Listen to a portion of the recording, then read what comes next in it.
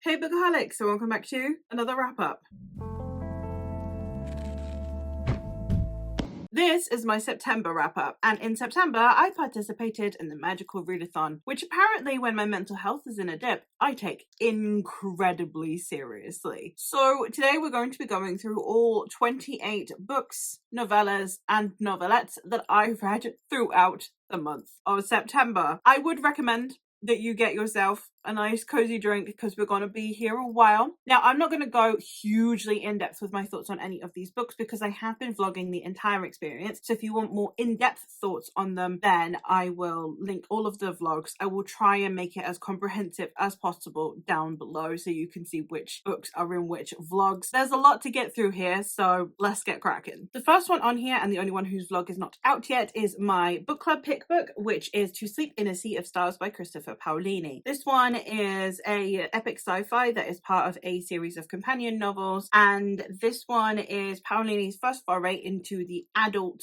literary sphere, previously known for his YA series The Inheritance Cycle. This is the book club pick for the month of September over on my sci-fi book club. My book clubs are always linked down below, and this one is following a young woman named Kira who goes with this exploration crew to go investigate these planets now that we are in a more intergalactic society. And while she is there, she happens to discover something that will reshape the entire galaxy, basically. It's one that I had big struggles with. I did briefly DNF and then kind of resume it solely on the basis that I didn't have any other physical books on the go at the time. So I just kind of kept coming back to it whenever I was like, I fancy a physical book, but I don't want to start something new. And I currently have a digital book on the go. So I would just kind of keep coming back to this one during that time. I've ended up giving this 2 stars. I'm going to be doing, as I said, a full spoiler vlog for this that is going to be coming out. So I am going to leave my main thoughts for that. But I really struggled with this. I didn't think that the stakes were set up very well because it was so much emphasis on characters that I didn't care about. I also found other elements of it predictable as well. So just the character work in general just really fell flat for me, which then made everything else not feel important because it felt like the center were the characters. While there were some interesting world building things in there, I think that they were overshadowed by my lack of interest, and therefore overall it just didn't work for me. Now, if you want a fast-paced, action-packed, action-heavy, sci-fi blockbuster style feel, then I think you'd still enjoy this. I think there are some pacing issues, so even the people who enjoyed this, I think, found that the pacing wasn't ideal. But I think if you want like a blockbuster sci-fi, I think this is for you. I normally like mine to be more thematically heavy, so it just wasn't really a book for me. The first vlog that is already out that I did, however, was I read the entirety of the Burning Blade and Silver Eye trilogy by Django Wexler, which consists of Ashes of the Sun, Blood of the Chosen, and Emperor of Ruin. This one is a sibling enmity story where 2 siblings end up on the wrong side of a conflict, where we have the sister who is taken away by this society who want to train her up as part of their society. So they take her away and she is then indoctrinated into this society. On the other hand, we have her brother who tried desperately to defend her and protect her and stop them from taking her. And now he feels like he has been robbed of his sister. So he joins this organization that are trying to take this system down. Thus, they end up on opposing sides of this conflict. I did really enjoy this series. I couldn't give any of them quite a 5-star because none of them had anything that felt quite so impactful that I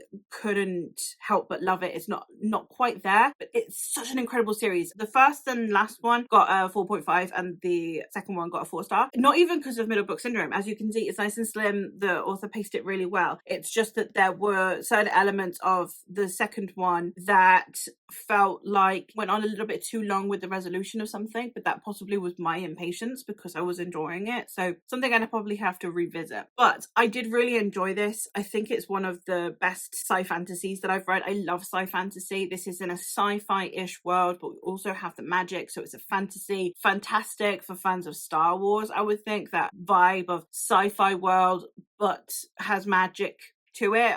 fantastic. I really did enjoy the characters in here as well. I think they were really well rounded, and I think that they were developed in a way that we don't often see in sci-fi, because normally the emphasis is more on societal issues as a whole as opposed to individuals. Well, because the whole push forward for this is individual conflicts within the larger scale conflict, I think it was handled superbly, and I would highly recommend you check it out. Within that vlog, I did also read The Tomb of Atuan by Ursula K. Le Guin, the second book in the Earthsea series. I am slowly working my way through the Earthsea series. I don't like the writing style enough, sadly, to be like, I want to binge the whole thing, but I am pacing my way through it because I know that she is a much beloved author, that she is hugely pivotal in especially women's representation within the SFF spheres, and she is someone who I greatly admire. So she is someone whose works I am willing to put the effort in to understand why people love it so much. So I read The Tomb of Atuan, which I did definitely enjoy more than the first book, which is Wizard of Earthsea. I definitely like Tanar, who is our protagonist, a lot more. This one is following Tanar, who is a priestess, and it's how she kind of gets brought into the larger story of Earthsea. Obviously, I don't really want to get into it too much, but not that there's, I think, a huge amount of spoilers for book one, aside from a few things, but those few things might then be big spoilers. It depends on what you consider a spoiler. So I'm not going to talk about it too much, but this is a classic epic fantasy, one that I am really glad that I am still trying my way through it, even if it's one that I am not necessarily enjoying as much as I would have hoped. My big issue with this one is actually pacing. I feel like they're all too short. I would much rather them be longer, because it just feels like from chapter we're skipping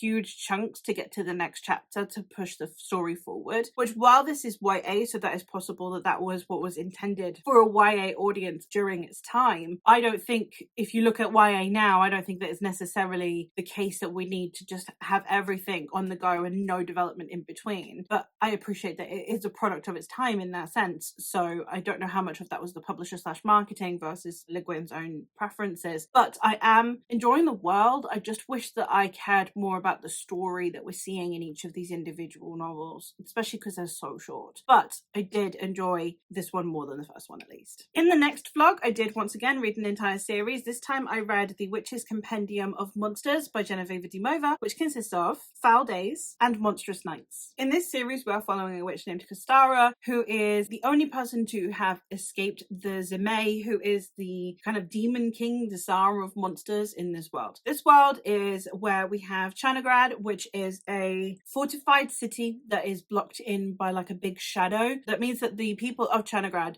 can't really leave, and it is about how every New Year's Day the monsters are let loose, and therefore we are following a witch who is a monster hunter. However, then Kostara soon realizes that she gambled away her shadow, which is making her sick, so now she needs to go and retrieve her shadow, all before the Tsar comes for her. So it's a very, very interesting story, because for me, the first half of book one, I didn't really care very much about the characters. So I was kind of like, oh, this is going to be like a 3-star read. And I thought it'd be fantastic, because obviously it's Slavic mythology coupled with like an urban fantasy. Fantastic. Got gang things going on in here. But I got to the second half, and then the characters really, really kicked in, and that is when this became completely my vibe. I gave this one 4 stars, and then I gave book 2 4 stars. They have like the second one has like a murder mystery investigation thing going on underneath, and overall I just think that it was handled in a way that I really, really appreciated, and I think really brought to life this urban fantasy vibe in a way that I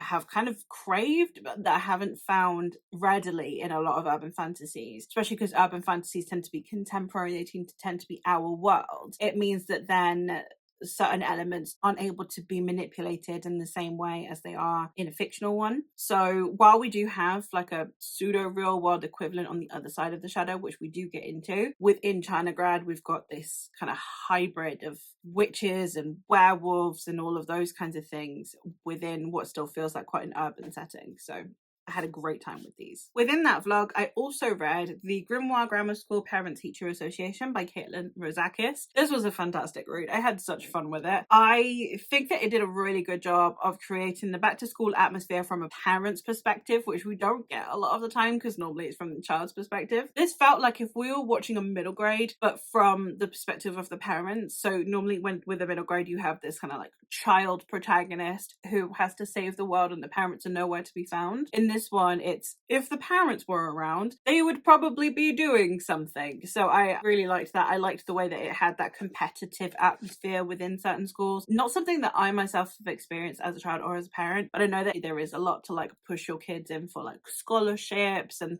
therefore it's a very competitive environment even from a young age. I think that this was just done in a way that I really enjoyed, because we have some of the ridiculous things that come with being parents, like a group chat in the school, and also in this case, we also follow our protagonist's desperate need to want to fit in. She wants so hard to fit in. She's kind of that character that you get in middle grades where they are new to this society and they are terrified that it will be taken away from them. She is the same. She has found this group of people, this society of people that have accepted her daughter, and therefore she is terrified of losing them, because then where does that leave her daughter? Her daughter is everything to her, and I just think that it was done in a way that I really appreciated. Even the romantic conflict that we get between her and her spouse, that normally would annoy the hell out of me, but it was so deeply rooted in psychology. We got so much because we see her going to therapy that it actually worked really well for me in a way that I wasn't expecting it to, because it isn't something I would normally hate. So while she is not someone that I can relate to, where she is at in her life and her desperation to fit in has long since passed me by. My eldest is 10. I understand wanting to fit in, because otherwise what will happen to my child? More so in her case, because she's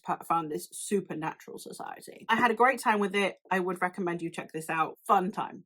Great for the season. Another one that I read in this vlog was, I actually read the second book in the Gifts of Audrey series by E.L. Lyons, which is Australia's Wrath. This is one that I had such a good time with.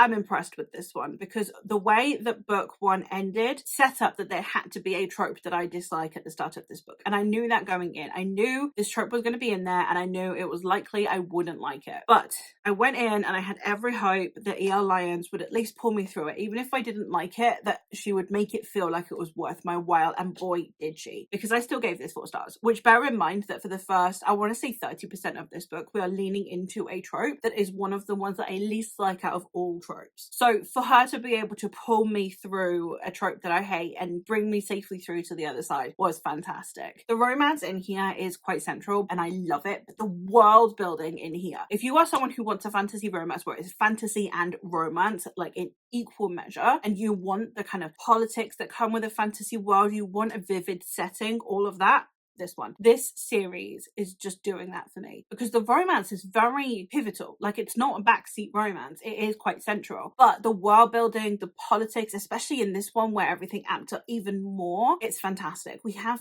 Fae in here as well as like the human world, but the human world feels a little bit more on the Georgian Hanoverian side if you're into history. It's kind of giving that. Overall, I just think that it was handled so well. Again, the fact that she was able to get me there despite this trope being present and pivotal to the plot, fantastic. We then had the magical readathon all-nighter, in which I tried to read as many books as possible. Normally I tried to do as many pages as possible during the all-nighter. I had a few novellas on the TBR, so I thought this time I'm going to try and do as many books as possible, which will probably amount to still quite a lot of pages, but you know, at this time it's spread out over multiple books instead of like choosing my biggest book. The first one that I started was actually an audiobook, and that is The River Has Root by Amal Motar. This one is a retelling of the Two Sisters, which is one of my favourite ballads to be retold, it would seem, because another one of my favourite books, which is Sister Song, is also a retelling of the Two Sisters. I really did enjoy this. I think that it was done in a way that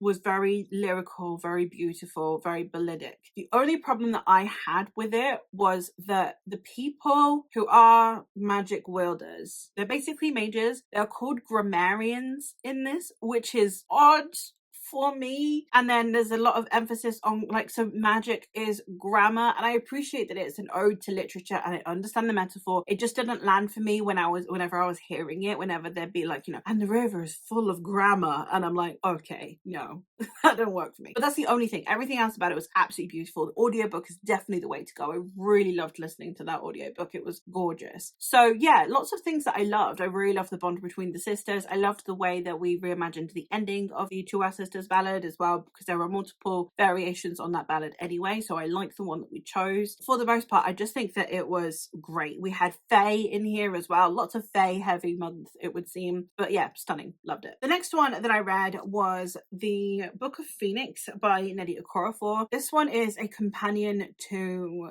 Who Fears Death. So I went in expecting this to be a new favorite. It's not that it's not a great book, but when I go in expecting this to be a companion to one of my all-time favorite books, I go in with high expectations. So naturally, when I came away and realized that this is a companion novel in the sense that it has a loose connection to the history of the world of Who Fears Death, but that's it. And stylistically, it is nothing like. This is an improved version on X-Men. You know, it is where we're following people who've been experimented on, who are now mutated, the need for control of these people, etc. You have very similar social issues as you would have within the likes of X-Men, but obviously with experimented on subjects is also to do with colonialism and racism as well within here. And overall, I think it was handled really well. I just needed to adjust my expectations away from being disappointed that it wasn't actually directly connected to Who Fears Death. But it's a great book, and if you're wanting that dark superhero vibe, I would highly recommend you check this one out. The next one that I read, which was one of the best books that I've read this month, was Tread of Angels by Rebecca Roanhorse. This one I ended up giving 5 stars. I had a great time with it. It turns out that I've remembered that I'm an Angels and Demons girly. When I was in my teens, I wasn't a fan of Twilight. I think I DNF'd at book 2. The only vampire one that I ever remember liking was House of Night, which I DNF'd at book 5. Not a vampire girly. However, Fallen Angels, Fallen and Hush Hush, they were my vibe. They were my everything. Even the Underworld series by Meg Cabot, which again, like not quite Angels and Demons, but like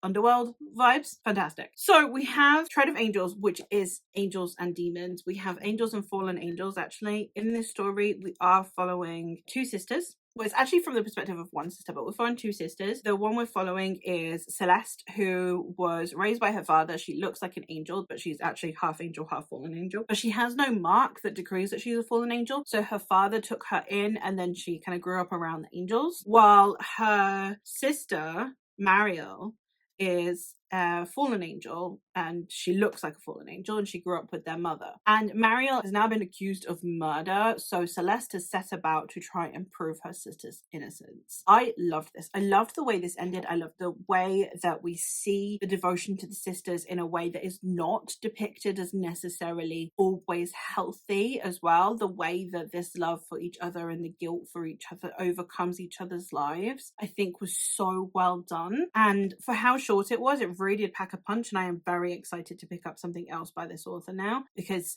it was just my favorite book of the all-nighter vlog. One that I had hoped would be a favorite of the all-nighter vlog but wasn't was In the Shadow of Their Dying by Michael R. Fletcher and Anna Smith Spark. Anna Smith Spark is one of my all-time favorite authors. She has written 2 of my favorite standalones, although one of them has now become a series, and she also wrote one of my favorite series. A favorite author. I adore her writing. However, this one, In the Shadow of Their Dying, which is co-authored with Michael R. Fletcher, didn't land for me. This one has 3 perspectives. I liked one, I disliked one, and I was ambivalent about one. The first one is Tash, who is a glory-seeking third-rate assassin, and they have been contracted to go kill the Emperor so that they can hopefully escape this city that is currently under siege. The next perspective that we get is Pitt, who is the guy who has contracted Tash to kill the king so that they can escape this siege. And then the last one that we have is, I don't know how I'm pronouncing this, Inanna. They are the bound one. They are bound to the service of this king. They have to protect this king with their life. And it's how they wreak havoc on the streets of this city because of it. I really appreciated Inanna's perspective. You're not supposed to be emotionally attached to them, but their perspective, the way it was written and told, fantastic. Tash, I couldn't stand, and I didn't care about Pitt. All of the characters I was completely ambivalent about. The siege didn't feel like anything new, and overall it was just fine. I didn't feel strongly about any of it. It was just fine. And that's not what I wanted from this book. So I ended up giving it 3 stars. I'm mostly ambivalent about it. I will probably forget about it in a couple of months, which is so sad. Leaning up to, and then directly following the all-nighter, because obviously I had to stop halfway through a vlog to be able to do the all-nighter because it's only 24 hours. I was doing a vlog where I read some dark self-pub fantasy-ish books. So the first one for that I read was A Dark Most Fair, which is also one of the best books that I've read this month. I loved this. This is another one that is folklore vibes. We've got fae in here, but it's also got like a dark murder mystery undertone to it. It's got that thriller vibe at the beginning because it starts out where you are told that she has murdered someone, and by the end of it, we will not be able to forgive her. And then we follow her story from there as she is in this somewhat Cinderella situation where her mother has passed away, her father's remarried, and now she's the one that's somewhat cast aside. Fantastically done. I really did appreciate it. I think it was handled in a way that I really admired. The writing style is gorgeous in here as well. The world building is very lush. The romantic tensions that you get in there, all of it is absolutely stunning. I'm not going to tell you too much about this because it's one that I really think that you should go read if you're looking for a dark self-pub fantasy. It does, again, have that kind of thriller vibe to it at times. It has a dark fairy tale vibe to it at times, and then we also have moments where it feels like epic fantasy once the kind of political aspect comes into play as well. And we also have fae. So much packed into there. It's a relatively short book as well, but it was really, really well done, and I would highly recommend you check it out. The next one that I started and finished was There Is Something Wrong in Hugo Creek by Lumen Reese. It's Lumen Reese season. I had to read Lumen Reese. It's obligatory in the fall to read Lumen Reese. I have no say on the matter. This one is a Western horror. I don't like Westerns, but I liked this book. I gave it 4 stars. Well, it's 4.5.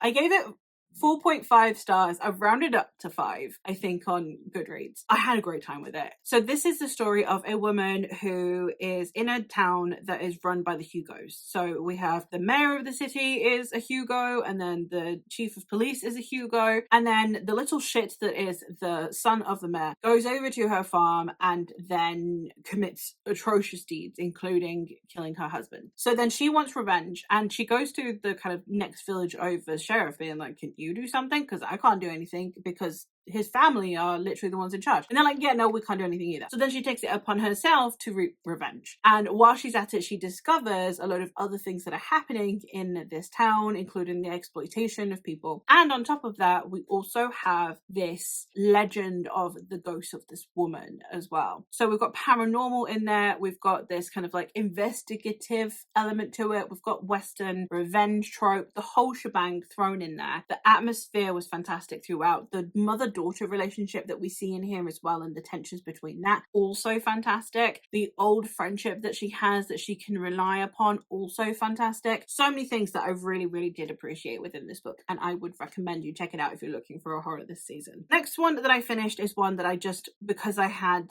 time left on a sprint, basically, I only read it because of that. It's like 30 pages, I think. And that's Controller by Jesse Kellerman, and I didn't really care about this. I really don't have a huge amount to say, so I'll just try and summarize my thoughts in like a few words. But basically, this one is just one that I'm ambivalent about. We had a guy and his mum who are in like a latter end of climate change where everything is just consistently too hot. It's the middle of winter and they still need AC on, and they're literally fighting over the AC. It comes down to the emotional abuse he believes he's receiving from his mother and her treatment of him. So then it literally comes down to the end of it as a fight over the thermostat. I appreciate that it was trying to talk about global warming. This is from the Warmer collection, which are specifically to talk about global warming. So I appreciate what it was trying to do. Even within families, that level of global warming, that consistent, is just always hot, there's no let up, is going to destroy people's lives. So I did appreciate that aspect. I just didn't actually like the story. And the last one that I read for that vlog is I did read The Half Killed by Quenby Olson. This is another one that I had a fantastic time with. This is like a dark, gothic-y vibed, Victorian-esque story in which we're following a young woman who can see beyond the veil. And she hates this ability. She wants to turn it off. She can't, to the point where she wanted to kill herself. She didn't succeed, and now she spent a long time recovering. However, she is eventually roped back in to helping out an investigation. I had a great time with this. I love Quenby Olson's writing. I love the way that she does horror vibes in here. The undertone, that dark, creepy, atmospheric undertone that you get throughout the story. That investigation element that you've got going on. All of that gothicness coupled in with her still fantastic slow burn romance that I love from her. Fantastic read.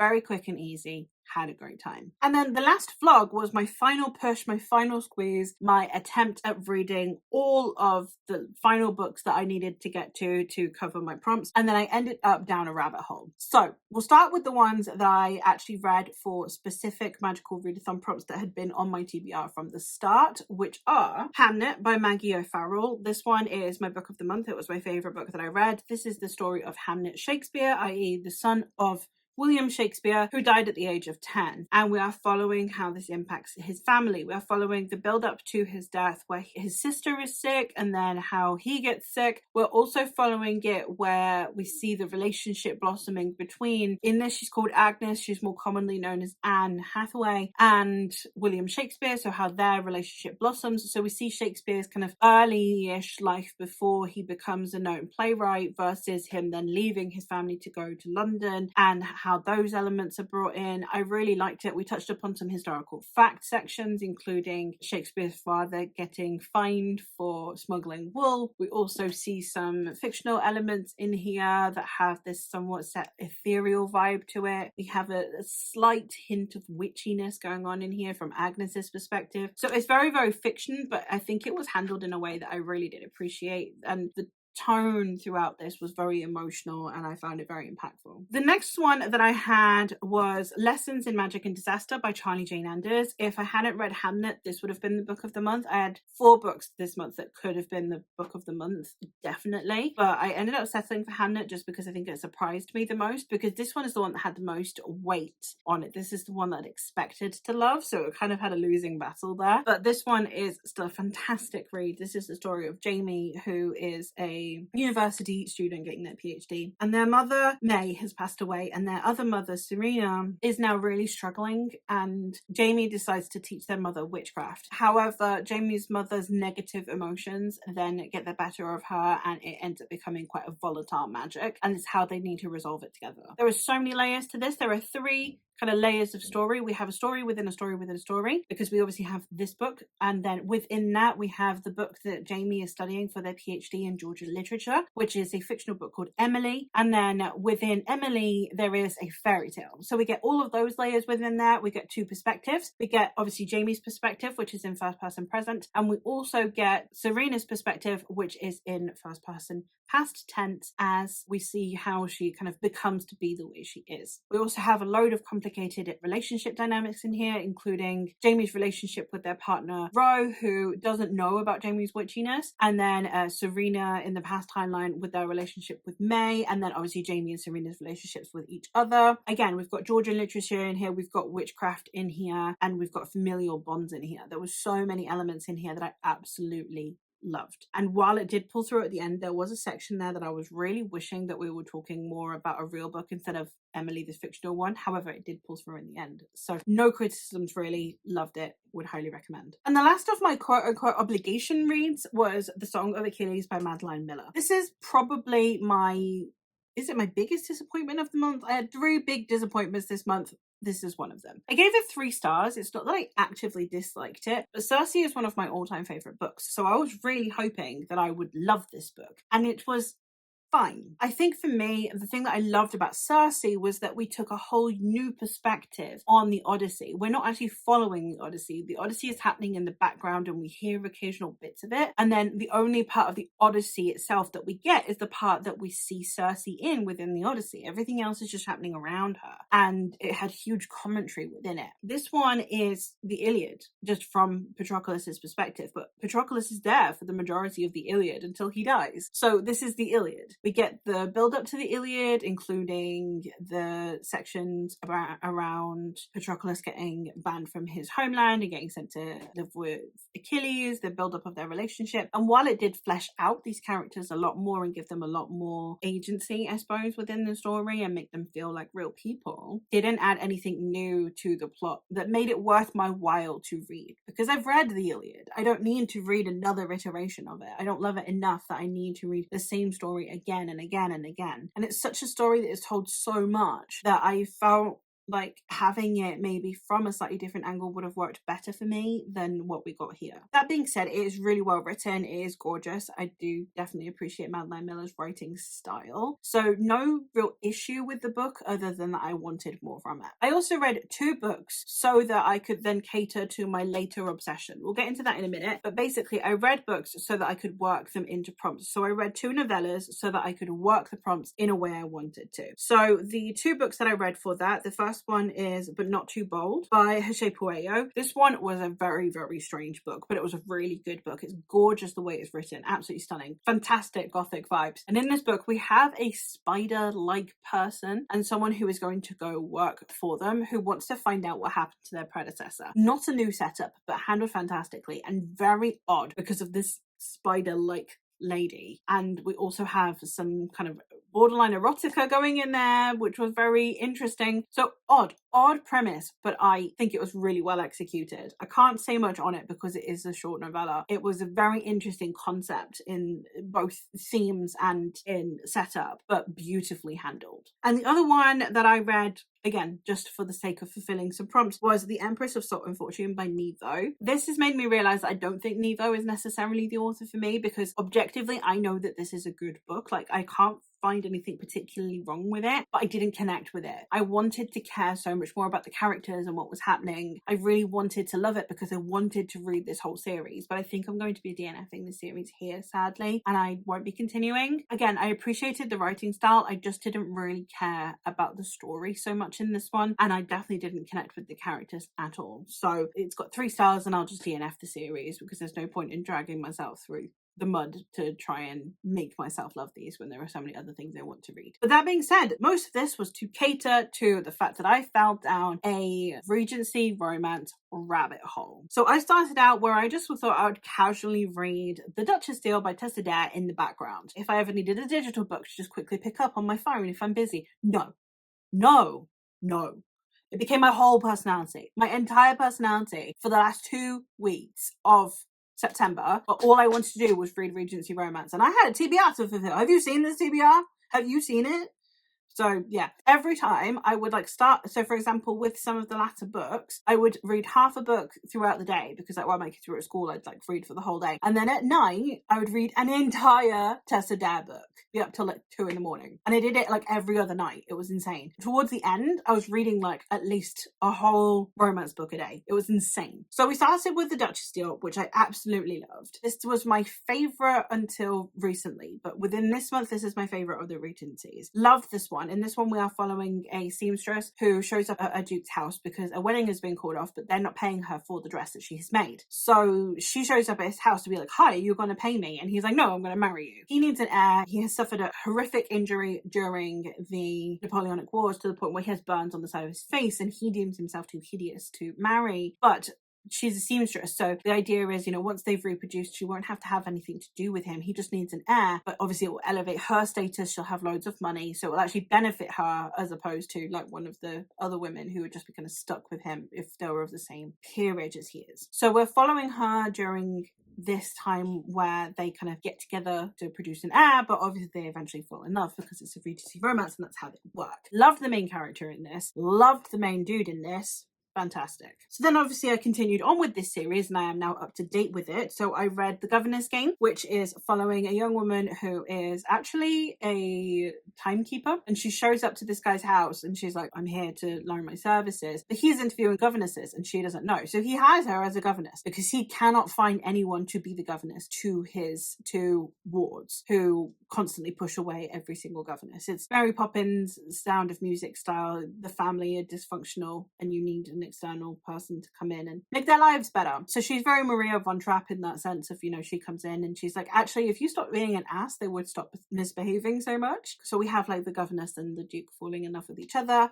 Fantastic as well. I really like that also we have this friendship group of 4 women, which are who the stories are based upon. So I'm really excited for the last one, which hasn't been written yet. The third one is The Wallfowl Wager, in which we are following a woman who has never seen an animal that she can't take into her heart and take care of. So she has like a garden full of animals. She is kind of considered a wallflower. She is definitely not marriageable anymore. However, her aunt has said that basically her brother wants to take her home to the countryside, which she does not want to do. So she needs to marry otherwise. So she needs to at least look like she's trying to marry, according to her aunt. So the way to do that is to get rid of the animals and start joining in with more social affairs. The guy that has just moved into the house next door is looking to sell his house to up-and-coming families who want to live near nobility. So naturally, he also wants to help her get rid of the animals, so he has agreed to take that upon himself to help her get rid of the animals. And also, if she is part of high society, then the house becomes more desirable. So he will also start taking her to attend these balls and things, and it's how they're working together to allow her to stay in London, and then eventually they fall in love with each other. Another one that I really loved the protagonist in this, and I really liked the take that we had on the male love interest, because he's not a duke. His surname is Duke, but he's not a duke, which I thought was great as well, because she is actually the only one out of the ladies who is a lady. So it's consistently just kind of shifting the social dynamics in a way that I enjoyed. I still wasn't done with Tessa Dare though, because I did also start A Night to Surrender, which is the first book in the Spindle Cove series. And while this one was not necessarily a favourite of mine, it was my least favourite of the Tessa Dares at the time. It is the first book in what is probably now my favourite series of Tessa Dares. So, you know, happy coincidence that it turns out that I do love the series as a whole. This one, however, one of the problems that I had is that I really enjoyed where the message went. I really enjoyed this idea of where the story went, but I didn't like how we got there. In this story, we are in a town that is called Spindle Cove, which is more commonly known as Spinster Cove, which is where all of the unmarriageable women go, women who are too shy or who have illnesses or who have been part of a scandal. They all get sent to Spindle Cove to rehabilitate. But while they're there, actually you have our protagonist Susanna, who is trying to give them confidence in themselves and build them up as people instead of just build them up into the mold that society wants them to fit into. But then in comes our male love interest, who is the head of the militia. So he needs to go and recruit a militia of men to defend this area, and that's exactly what he does. He goes and he builds up a militia, and therefore this place that has been previously run by women is now being redominated by men. And it's about how his idea of what equality is and what the genders should be doing versus what they are doing looks like. And like, I really liked that you needed him to overcome those ideals, because a lot of the time you have it where you just happen to have the most progressive man in all of Regency England being the male love interest. I like that he had to rehabilitate in that sense and understand that women have value outside of being wives. But I think that the problem with that is that the romance came in too early. But I would have been better off with a slow burn where, you know, there is that romantic tension, but that she fucking hates him and doesn't want to touch him. But there is like this, I hate you, but I want you. And then there's a lot of kissing and touching going on, which I would have rather that have come in later. But other than that, I did really enjoy it. I then got catfished into reading a book because it was on a Regency romance list. I should have checked more, but it was on a Regency romance list. So I picked up The Duke Undone. This one is a Victorian romance. It's not a Regency romance. Slight difference. I did enjoy this one. It's probably my least favourite of the Regency romances that I've read because I didn't find it as addictive. Arguably, it's the better written one. It's definitely got the better prose style out of them. It's the one that has the most historical vibe. It just didn't feel like it was anything particularly unique. And if you're not going to be unique, you need to be addictive. And it wasn't. Nothing inherently wrong with it, but my least favourite. But I still really enjoyed it. It was fun. This one is following a duke who passes out drunk. He's in a dodgy area of town, so they take all his clothes because his clothes are all expensive. So he's just left lying in the street, completely starkers. We have this woman who is walking past in the morning and sees him and initially thinks he's dead. And then when she realizes that he's not, she kind of admires his physique because she is an artist. And women artists are not allowed to do life portraits, which means they're not allowed to actually have someone modeling for them. They have to do fruit and things like that. So she kind of etches him into her brain and then draws him. And then his painting shows up, and it is believed that, you know, he's had an affair with the woman who's bought the painting because people recognize him. So he goes and finds the artist, and then they have this kind of like mutual agreement of, you know, like she'll stop sketching him and he'll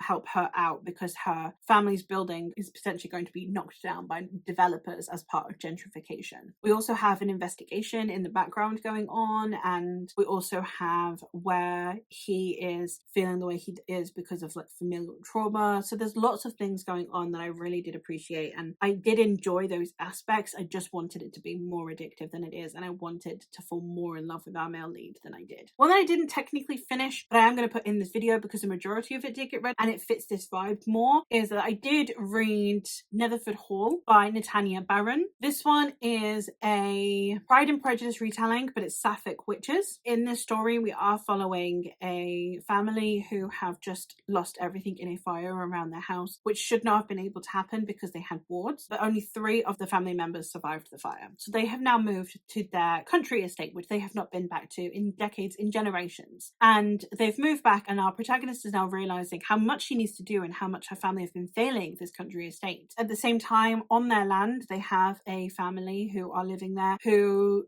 have a girl who is magic touched and they don't know exactly why. And we're following the relationship between the two. We have the Lizzie and Darcy kind of setup going on. I really like the way that the Darcy character is conveyed in here because it's very much the same way as we see Darcy, where it's like it is someone who you understand why they're an ass. It doesn't make them less of an ass, basically, which is Darcy in a nutshell to me. So I think that was handled really, really well, and I've really appreciated it. So for the most part, I've really enjoyed this one. This one possibly also would have been a contender for favorite book of the month, but because I didn't finish it this month, but I'm not going to include it in next month's one, I've just kind of left it as like, well, I loved Hamnet anyway, so it's fine. But fantastic month overall, and I would highly recommend you check out any of these if they sound interesting. As I said, even To Sleep in a Sea of Stars, it's not one that I'd recommend you deter from. If you like action movies, then you'll probably like the book. It just wasn't for me. So overall, great reading month. Succeeded on every front when it came to the magical readathon. I'm so happy with that. I apparently had nothing better to do than read all hours of the day, which is terrifying. Let me know if you've read any of these and your thoughts on them. Let me know what your favourite book throughout September was. That is all from me for today though, so thank you ever so much for watching, and I will hopefully catch you in another one soon. Bye!